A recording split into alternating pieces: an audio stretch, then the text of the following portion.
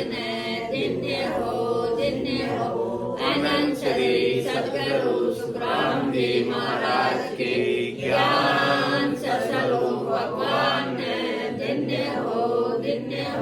केवली भगवंता ने दिन्य हो। सेवा तारण ज्ञान ने दिन्य हो। मोक्ष के मालिका ने दिन्य हो। अनंत कोटि संतान दिन्य हो। राम सभा में राम राम सा राम राम सा राम राम राम राम। शरणों सतगुरु दयाल को मुख हर जय हरि नाम। नित पद संगत साधु की आजीवन मुक्त सुख राम। अण दे पद प्रकाश के दायक सतगुरु राम।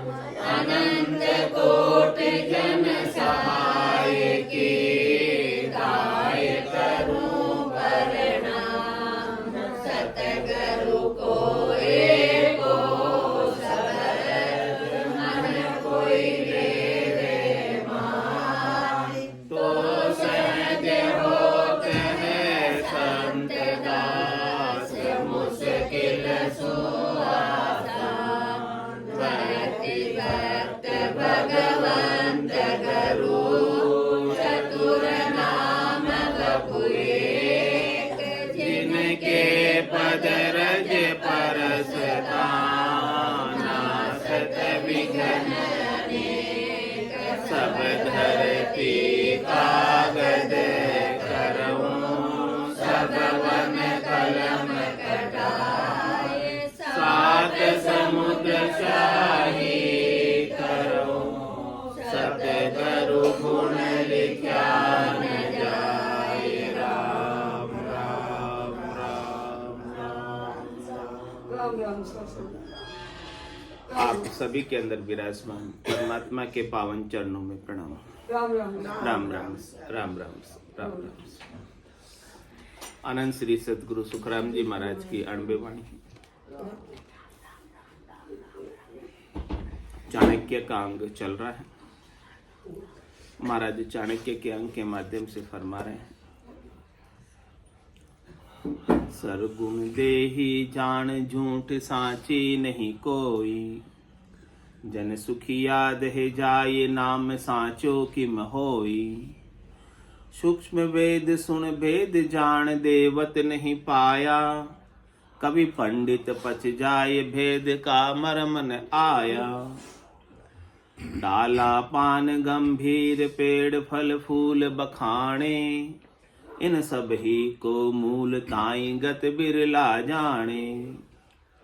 भरम्यो सो संसार है चार वेद के माय। सूक्ष्म वेद सुख राम कहे पंडित को गमनाय। महाराज फरमाने की सुरगुण क्या है, आकार क्या है, रूप क्या है, ये सब जो अपने को देही प्राप्त है स्थूल शरीर, यही सरगुण है। क्योंकि ये तीन गुणों के साथ, रजोगुण के साथ है, तमोगुण के साथ है, सतोगुण के साथ है। कह रहे कि आपको साधना करनी है तो सुरगुण तो आपकी देही है साधना के लिए, और निर्गुण आपकी आत्मा है। तो सरगुण और निर्गुण दोनों साथ में है भी आपके पास मिले हुए। तो उस निर्गुण आत्मा को इस सरगुण देही के माध्यम से आप प्राप्त कर सकते हो। यह आधार अभी आपको मिला हुआ है। बिना आधार के निर्गुण का बोध होता नहीं। बाहर जो आप सरगुण कहते हो, बाहर सरगुण नहीं है, बाहर तो सरगुण की नकल है। असल सरगुण बाहर नहीं, असल सरगुण आपके पास है। जो तीन गुणों के साथ है उसे सरगुण कहते हैं। बाहर जो मूर्ति होती है वो तो सरगुण की नकल होती है, वो सरगुण नहीं है। मूर्ति को ही मान रहे हैं, मूर्ति को सरगुण मानते हैं, लेकिन सरगुण वो नहीं है। सरगुण तो आपके पास है। इस सरगुण से आपको साधना करनी है, इस सरगुण से आपको भक्ति करनी है। इसलिए महाराज ने स्पष्ट तौर से समझाया कि सरगुण देही जान, इस देही को ही आप सरगुण समझो। ये सरगुण सबके पास है, 3 गुणों का शरीर सबके पास है। इस शरीर से ही आप निर्गुण को प्राप्त कर सकते हो। ये 3 गुणों का शरीर नहीं हो तो आपको निर्गुण का बोध भी नहीं हो। असल सरगुण आपके पास, नकल सरगुण बाहर है, लेकिन हम नकल सरगुण में असल निर्गुण को खोजते हैं। ये चाणक्य का अंग हमारा समझाने के, आप असल सरगुण के अंदर असल निर्गुण को खोजो। नकल सरगुण में आप असल निर्गुण को पा नहीं सकोगे। असल सरगुण में ही आप असल निर्गुण को पा सकोगे। तो निर्गुण देही जान, सरगुण देही जान, झूठ साची नहीं कोई। ये देही भी झूठ है, सच्ची नहीं है, क्योंकि ये भी चले ही जाने वाली है, रहने वाली नहीं है। तो ये चले जाए उससे पहले अपने को क्या करना है? निर्गुण का बोध कर लो, स्वरूप की प्राप्ति कर लो, क्योंकि ये तो जाएगी ही, रहेगी बिल्कुल भी, और ये पल पल जा रही है। एक एक पल कम होता जा रहा है इस देही का बोध के बिना। पल पल आयु घटे तन छीजे, मरनो आवे आगोरे। मरना और करीब करीब आ रहा है। कह रहे जन्म्या जग्या गया दिन दूरा, अंत काल दिन नेड़ा। जिस दिन हमारा जन्म हुआ था वो दिन तो बहुत पीछे निकल गया। अब तो अंत समय हमारे निकट आ गया। किसी की 100 बरस उम्र लिखा के आए थे, नहीं लिखा के। महाराज तो कहते सबकी 100 बरस तो होनी ही चाहिए यदि वो सही ढंग से शरीर को रखे तो 100 बरस उम्र लिखा के आए थे। अब कितनी कितनी उम्र किस किस की हो गई है देख लो। अब कितने बचे हैं 100 में से? हाँ, ज्यादा तो चली गई। हाँ, बची अब थोड़ी बची है। लेकिन महाराज के इस थोड़ी बची है, इसमें यदि आप अपने निर्गुण का बोध कर लोगे तो यही काफी है। जब जागो तभी सवेरा। आप जाग जाओगे, अभी जाग जाओगे तो अभी आपका काम हो जाएगा, क्योंकि निर्गुण का बोध होने में महाराज क्या करें, समय नहीं लगता, बार नहीं लगती, देर नहीं लगती, टाइम नहीं लगता। ये कोई अभ्यास का काम नहीं है, मानने से हो जाता है। बस सदगुरु की कृपा का काम है कि कृपा हो गई और आपकी बुद्धि पर विवेक जग गया, समझ आ गई। मानते तो हम बहुत कुछ है, जानते भी हम बहुत कुछ है, हमारी मान्यताएं तो बहुत है और हमारा जानना भी बहुत है। लेकिन जिस दिन आपके ऊपर सदगुरु की कृपा हो जाती है उस दिन आपको आपका मानना आपकी रहनी में आ जाता है। हाँ, आपके अनुभव में आ जाता है, आपके अंदर परिलक्षित होने लगता है। आपका भय मिट जाता है, निडर हो जाते हैं, निर्भय हो जाते हैं, निश्चिंत हो जाते हैं, निशोक हो जाते हैं।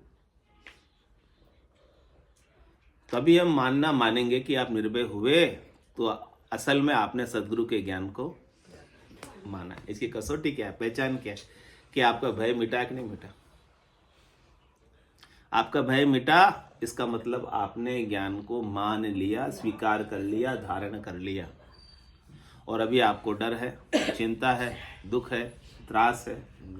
हाँ, तो अभी आपने माना नहीं, ज्ञान को धारण किया नहीं, स्वीकार किया नहीं,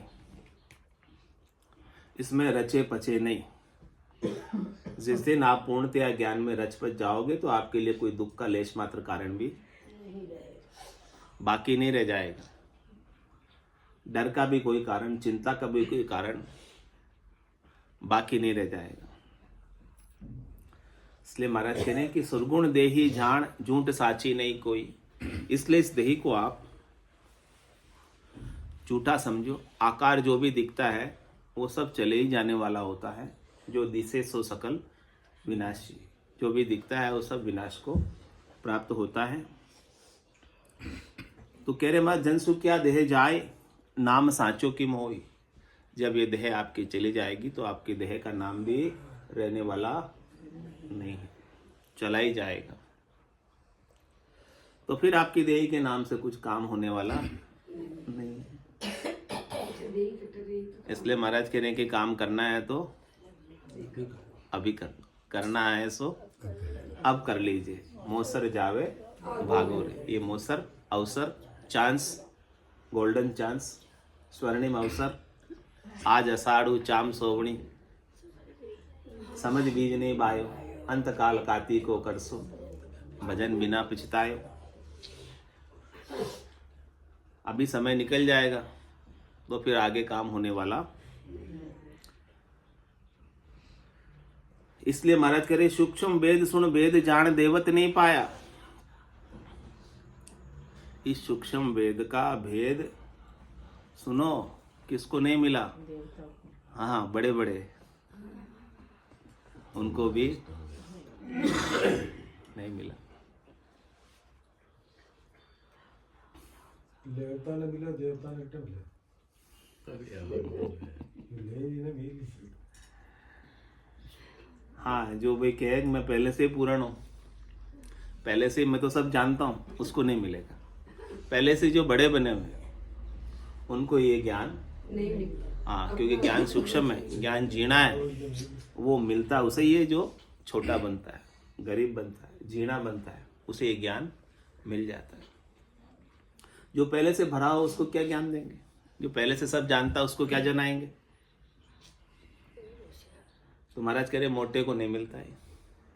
इस ज्ञान को पाने के लिए हाँ, एकदम छोटा बनना। अपनी होशियारी, अपनी चतुरता, अपनी बुद्धिमानी, ये सब नीचे उतारनी पड़ती है। अपनी पढ़ाई लिखाई सब नीचे उतारनी पड़ती है। ये सब बाधक है बीच में इस ज्ञान को पाने, स्वरूप के बोध को करने में। इसलिए महाराज कह रहे हैं सूक्ष्म वेद सुन भेद जान देवत नहीं पाया। बड़े बड़े देवताओं को भी ये ज्ञान प्राप्त नहीं है। यदि प्राप्त हो गया होता तो स्वर्ग में क्या करते? तीन लोक की रचना में क्यों लगे होते? हाँ, क्यों नहीं वो चौथे लोक में पहुंच जाते? मिल गया होता तो। इधर क्या कर रहे होते? इधर थोड़ी काम। जिनको मिल गया, जिनको मिला तीर्थंकर को, वो सपने में भी इधर नहीं है, वो सब उधर ही है, आनंद में सब केल कर रहे हैं। 10वें द्वार करे हंस केड़ा, अनंत कोट संतन का मेला। उनका तो काम से कुछ प्रयोजन रहा ही नहीं, उनका तो अपना कोई काम बाकी रहा ही नहीं। जिनको ये सूक्ष्म का भेद मिल गया, अभी कुछ करने की है तो वापस दे धर के आते। देवताओं की देह भी देवताओं को क्यों मिलती है? क्योंकि उन्हें सुख भोगने की अभिलाषा है, तो उनको सुख भोगने की देह प्राप्त हो जाती है, तेजपुंज की काया मिल जाती है। वो अभिलाषा अपनी तेजपुंज की काया के माध्यम से वो वहां पूरी करते हैं। जैसे हम यहाँ मलमूत्र की काया से करते हैं, वो तेजपुंज की काया से करते हैं। है तो वहां भी काया ही है, तो यहाँ भी काया ही। और किसको दुख भोगने का हो तो उसको पशु काया मिलती, याचनिक काया मिलती, जिसमें दुख भोगा जाता नीचे। इसलिए महाराज कहने की जो देवता अच्छे पुण्य कर्म करके स्वर्ग आदि लोकों को प्राप्त हुए हैं, वैकुंठ आदि लोकों को प्राप्त हुए हैं, उन्हें भी ये सूक्ष्म वेद का ज्ञान प्राप्त नहीं है। यदि प्राप्त हो गया होता तो वो वहां से आगे की ओर बढ़कर चौथे लोक में पहुंच जाते, संतों के देश में पहुंच जाते, केवली भगवंतों के देश में पहुंच जाते। कभी पंडित पच जाए भेद का मर्म न आया। कभी बहुत अच्छी कविता कर लेते, पोइट्री कर लेते, उनके अंदर सरस्वती बैठी होती, इसलिए कर लेते। इसका मतलब ये मत समझना कि उन्हें सूक्ष्म का वेद सूक्ष्म का भेद प्राप्त। बहुत अच्छी कविता तो सरस्वती की कृपा से हो जाती है, लेकिन सूक्ष्म वेद का भेद सतगुरु की कृपा से होता है। दोनों में फर्क है। सरस्वती की कृपा से याद रहता है, सरस्वती की कृपा से आप बना सकते हो, रचना कर सकते हो, और रचना को याद रखकर बोल भी सकते हो। ये किसकी कृपा है? सरस्वती की कृपा है, देवी की कृपा है। सरस्वती देवी है ना। आप धनवान हो, किसकी कृपा है? लक्ष्मी की कृपा है। ये भी देवी की कृपा है, हाँ। देवता की कृपा है। लेकिन आप अमर हो जाओ, ये सतगुरु की कृपा है।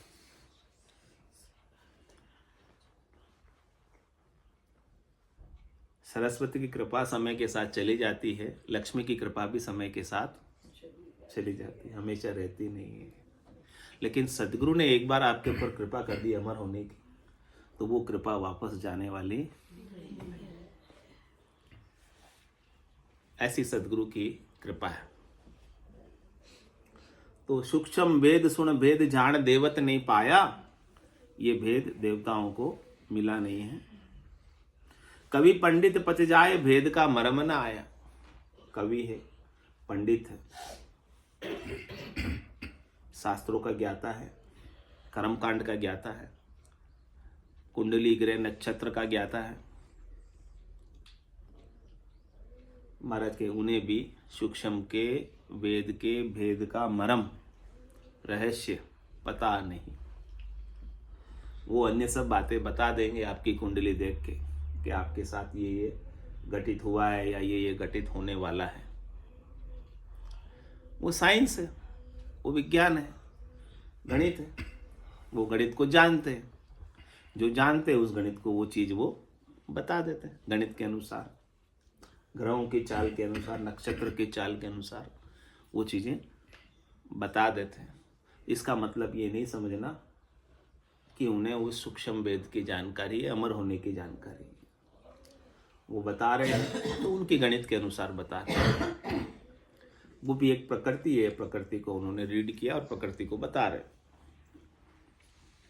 लेकिन उन्हें भी ये सूक्ष्म वेद का भेद प्राप्त नहीं है।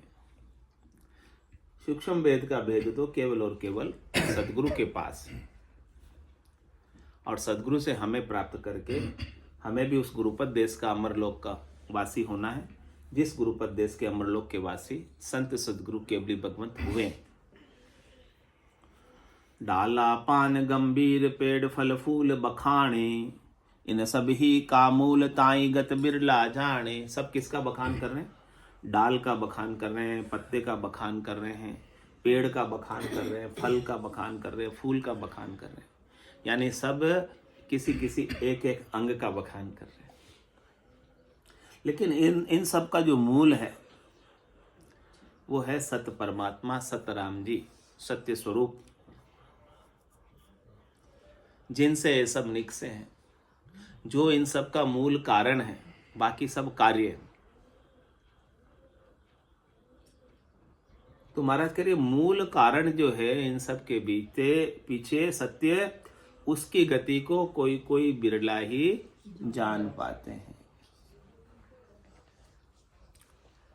करोड़ मध्य संत कोई गम पावे, सामान्य नर की बात नहीं है। संतों की बात कह रहे हैं महाराज कि करोड़ों संतों में से कोई एक आधे को ऐसी गम, ऐसी जानकारी, ऐसा भेद मिलता है। करोड़ मध्य संत कोई गम पावे। इसलिए महाराज कह रहे हैं कि ऐसे सत्य के भेद को, सूक्ष्म के भेद को जानने वाले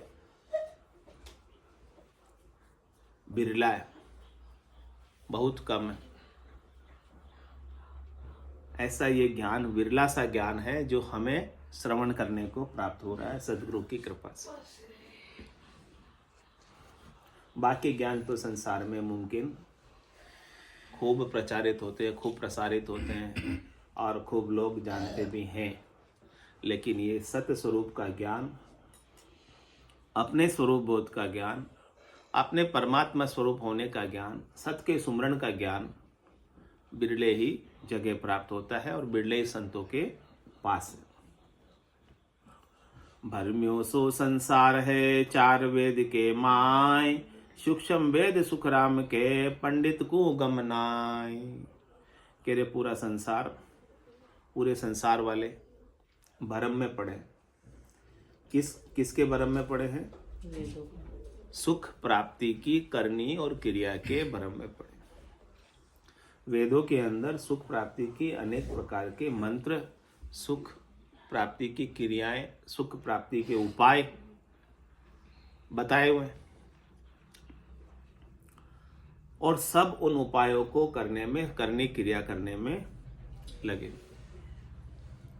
पंडित भी, आप पंडित के पास भी जाते हो तो पंडित भी आपको उपाय ही बताता है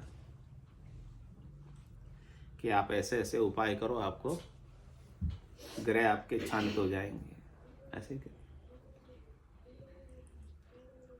लेकिन वो सूक्ष्म जो हमेशा के लिए शांत हो जाए, वो उपाय पंडित के पास नहीं। वो ग्रह तो थोड़ी देर के लिए आपके समय के अनुकूल हो जाएंगे, लेकिन बाद में वापस वो ग्रह आपके ऊपर विपरीत प्रभाव नहीं डालेंगे, उसकी गारंटी पंडित लेता है? नहीं लेता। हमेशा के लिए शांत करना है तो वो उपाय सूक्ष्म वेद, सूक्ष्म जो आपका स्वरूप है उसका ज्ञान, वो ज्ञान प्राप्त हो गया तो आपके हमेशा के लिए सभी ग्रहों की शांति हो जाएगी। काटना चूड़ में गाल दो जो खड़ा से गुम्बद आ जाएगी। कोई ग्रह आपको सता नहीं सकते। फिर जिसको सूक्ष्म वेद का वेद प्राप्त हो गया, उसका कोई ग्रह कुछ बिगाड़ नहीं सकता।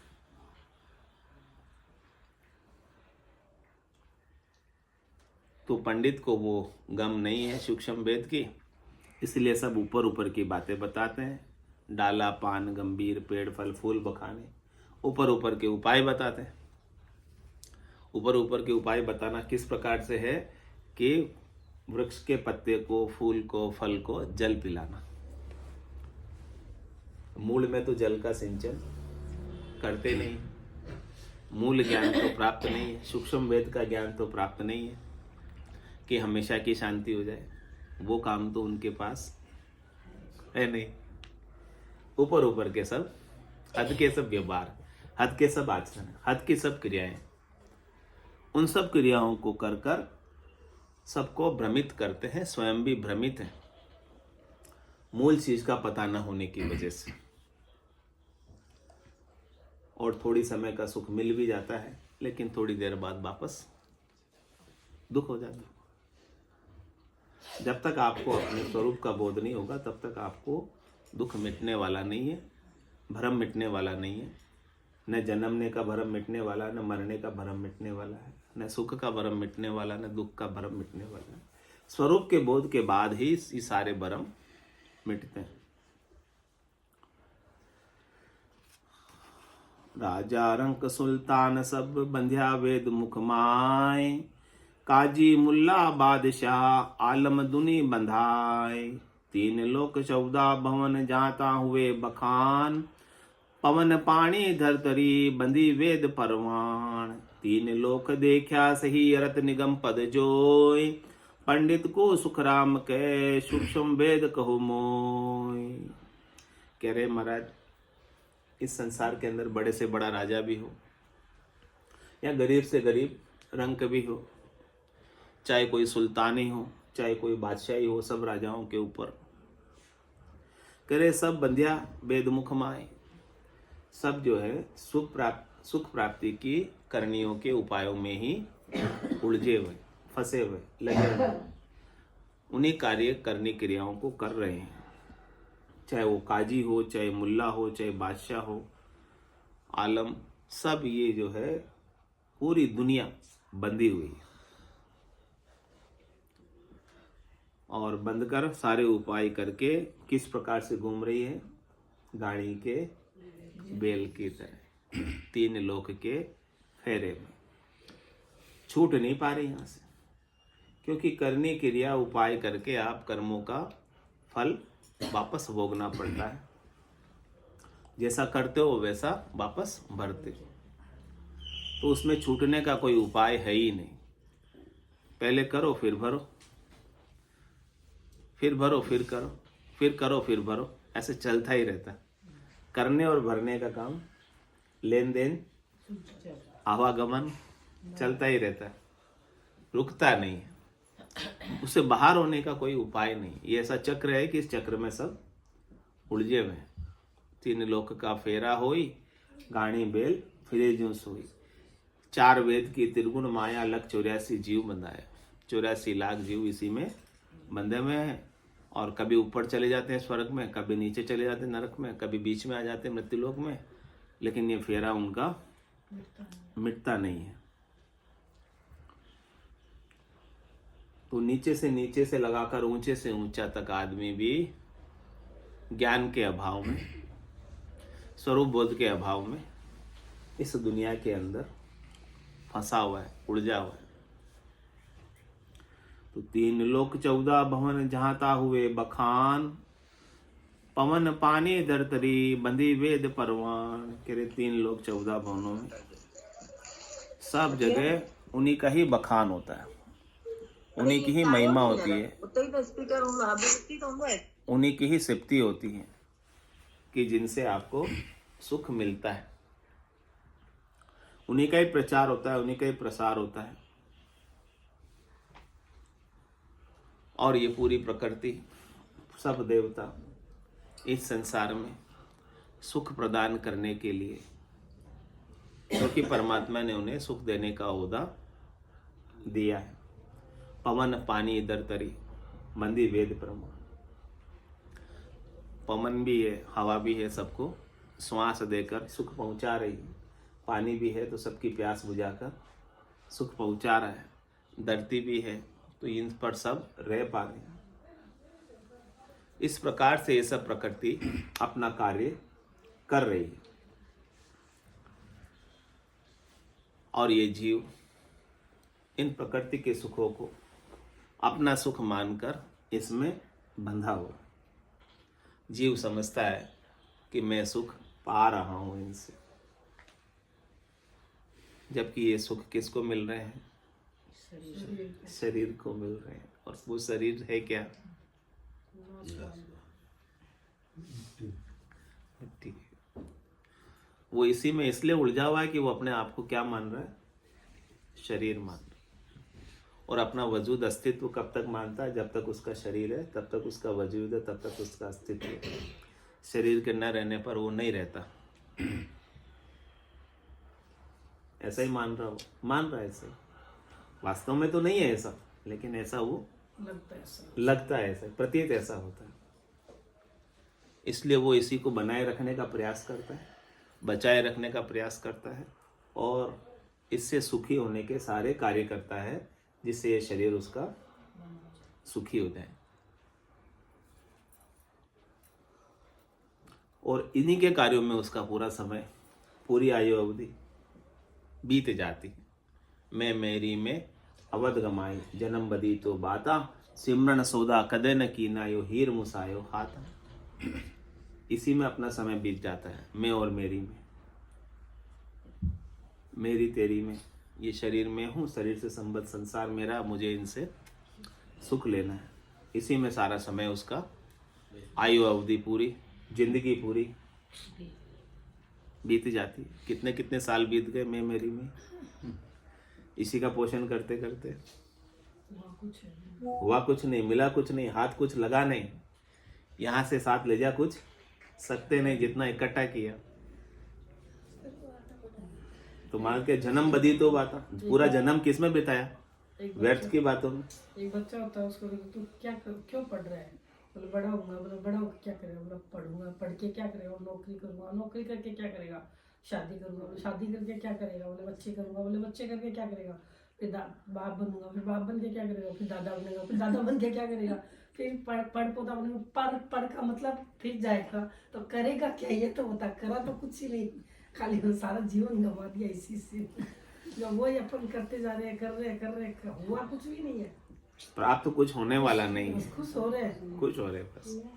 तो मैं मेरी में अवध गमाई जन्म बदी तो बाता, लेकिन क्या करे महाराज, सिमरन सौदा कदे ने की ना, उसमें तो पूरा समय हमने लगा दिया, लेकिन अपने स्वरूप के बोध में, स्वरूप के सिमरन में हमारा समय मिला ही नहीं हमको, टाइम हमको सत्य के ज्ञान के लिए, सारी जिंदगी का सदगुरु के ज्ञान के लिए टाइम ही नहीं मिला। यदि उसके लिए थोड़ा टाइम निकाल लेते, स्वरूप बोध कर लेते, तो ये सारी आसक्ति आपकी, चाहना आपकी, इच्छा वासना सब छूट जाती, रहती नहीं ना इसमें कुछ।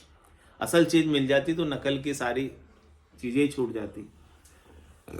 तो कह रहे 3 लोक 14 भवन जाता हुए, बखान पवन पानी धरतरी, बंदी वेद परवान, ये सब बंधे हुए हैं, कोई मुक्त नहीं है इसमें। देवता भी, पृथ्वी देवता भी बंधी हुई है, पानी देवता भी बंधे हुए हैं, धरती देवता भी बंधी हुई है, पवन सब बंधे हुए हैं, कोई मुक्त नहीं है इसमें, एंड तक बंधन है। एंड तक बंधन है। ब्रह्मा विष्णु महादेव शक्ति भी उनके हुक्म से बंधे हुए, भी सब अपना अपना कार्य कर रहे हैं। ब्रह्मा रच्यो गड़न को, विष्णु करण प्रतिपाल, शिव रच्यो संहार को, इंद्र बटसन मेघमाल, पाप पुण्य का न्याव को, सिरजो है धर्मराज, संत सिरजा सुखराम के, जीव उदाहरण काज। सब अपने अपने काम में लगे हुए हैं। मुक्त कौन है बताओ इसमें से? जब तक काम की विपता लगी हुई है तब तक तो बंधन ही है ना, छूटा कौन है?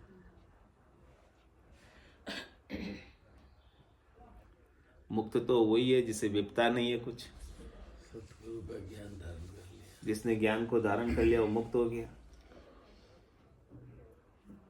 जिनके ऊपर काम का कुछ लोड नहीं है, लोड होने का मतलब अपनी निजी स्वार्थ के लिए वो नहीं कर रहे,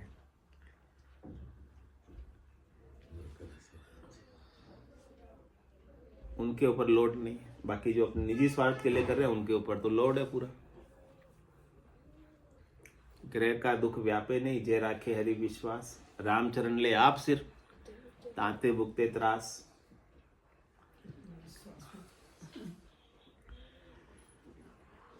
तो कह रहे महाराज 3 लोक देखा सही, अरत निगम पद जोय, पंडित को शुक्राम के, सुषम वेद कहो मोय।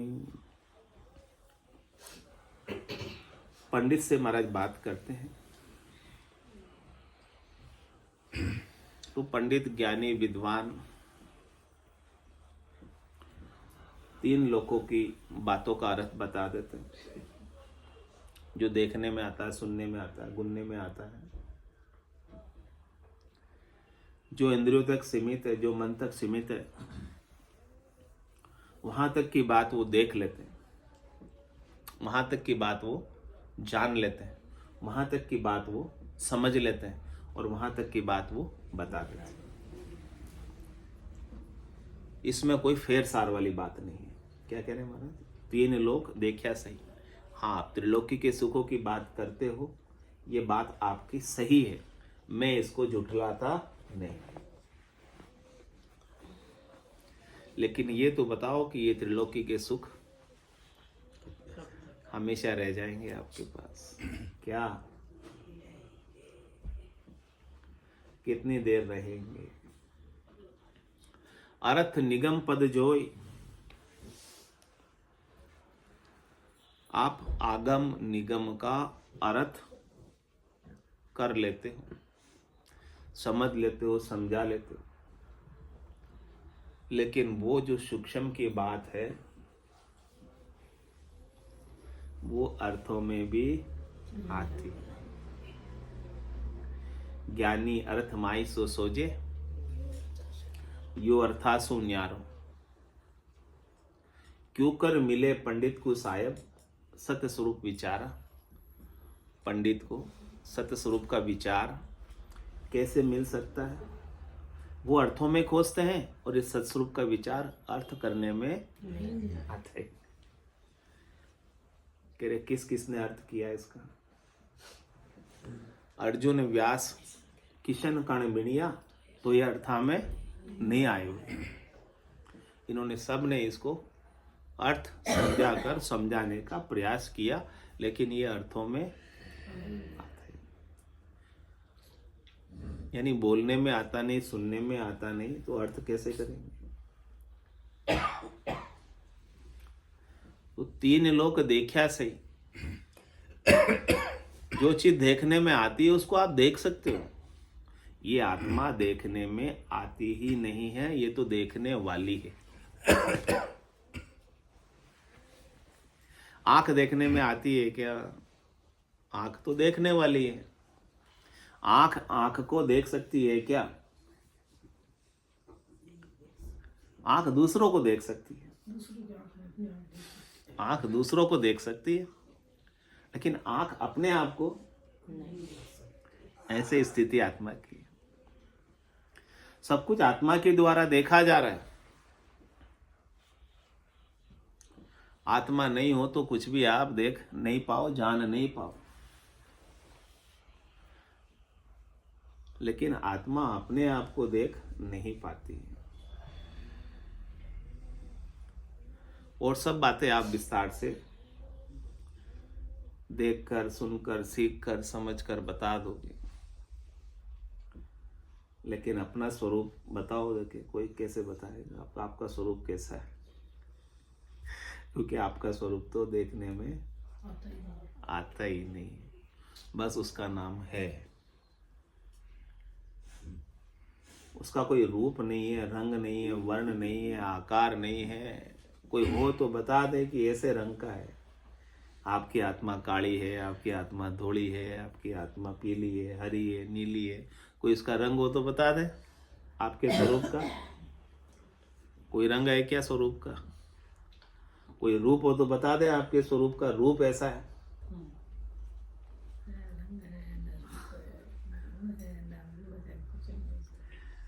तो बताओ पंडित उसका वर्णन कैसे करेगा?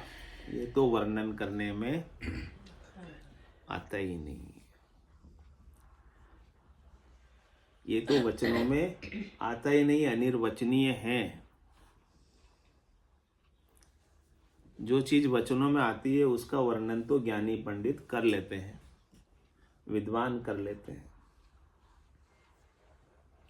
लेकिन सद्गुरु जो है वो सत का बोध करते हैं, स्वरूप का बोध करते हैं, स्वरूप को मानकर स्वरूप में स्थित हो जाते हैं कि यही मेरा स्वरूप है। फिर स्वरूप का उन्हें अनुभव भी होने लगे। स्वरूप से ही स्वरूप का अनुभव, इंद्रियों के द्वारा स्वरूप का अनुभव नहीं होगा, क्योंकि इंद्रियों की पहुंच से वो परे है। इंद्रियों से अनुभव जो होता है वो तो सब बाहर का होता है, दृश्य जगत का होता है इंद्रियों से जो अनुभव होता है। और अंतर इंद्रियों से जो अनुभव होता है निज स्वरूप का अंतर इंद्रियों से भी नहीं होगा ना। अंतर इंद्रियों से भी, ये बाह्य इंद्रियों से बाहर का होता है, अंतर इंद्रियों से आपके सूक्ष्म शरीर का होगा अनुभव। अंतर इंद्रियों से मन, बुद्धि, चित्त, अहम जो आपकी अंतर इंद्रियां है, इनसे भी आपका निज स्वरूप नहीं देखने में आता। इससे भी आपका जो सूक्ष्म शरीर प्रकृति का बना हुआ है उसी का अनुभव होता है। निज स्वरूप का अनुभव आत्म चेतन स्वयं करता है, जिसमें और किसी की अपेक्षा नहीं है। उसे न तो स्थूल शरीर की अपेक्षा है और न उसे सूक्ष्म शरीर की अपेक्षा है, दोनों से अलग है।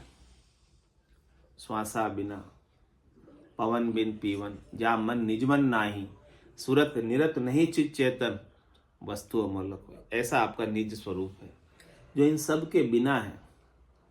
ये सब नहीं भी है तो भी वो है, यानी उसको इनकी किसी की सहायता की आवश्यकता नहीं है, अपेक्षा नहीं है उसके, इनके बिना भी वो रहता है।